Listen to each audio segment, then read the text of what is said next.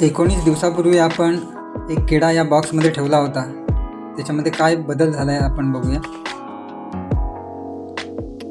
बघा, इथे आता तुम्ही पाहू शकता की छानपैकी सुरवंटाचं रूपांतर एका मॉथ म्हणजे पतंगामध्ये झालेलं आपल्याला बघायला मिळतं. तर हा जो तयार झालेला आहे हा मॉथ म्हणजे पतंग आहे. हे फुलपाखरू नव्हे. फुलपाखरू आणि पतंग यांच्यामध्ये फरक आहे, परंतु त्यांच्या डेव्हलपमेंटल प्रोसेसमध्ये बरंच साम्य आपल्याला बघायला मिळतं. तर हा तयार झालेला मॉथ, त्याचं नाव आहे ओलिएंडर हॉक मॉथ.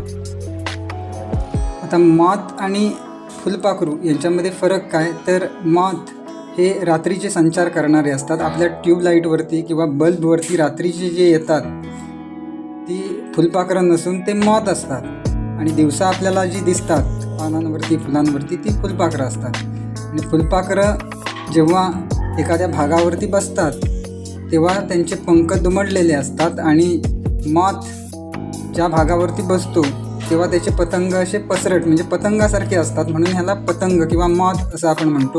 आता ह्या ओलिएंडर हॉक मॉथमध्ये त्याच्यामध्ये कॅमोफ्लेज किती महत्त्वाचं झालेलं आहे तुम्हाला इथे बघायला मिळतं आहे. बघा, म्हणजे त्याचा कलर एवढा सुंदर डेव्हलप झालेला आहे, त्याला कॅमोफ्लेज असं म्हणतात. तर कॅमोफ्लेज म्हणजे काय, तर पर्यावरणाशी मिळतं जुळतं रूप धारण करून शत्रूपासून संरक्षण मिळवणे म्हणजेच त्याला कॅमोफ्लेज असं म्हणतात.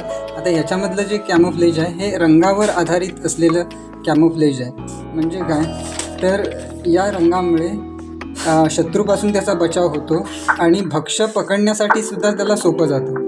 म्हणजेच जगण्यासाठी मदत म्हणजे सर्वायवल त्याचं होतं. अशा पद्धतीचं ॲडॅप्टेशन त्याच्यामध्ये बघायला मिळतं.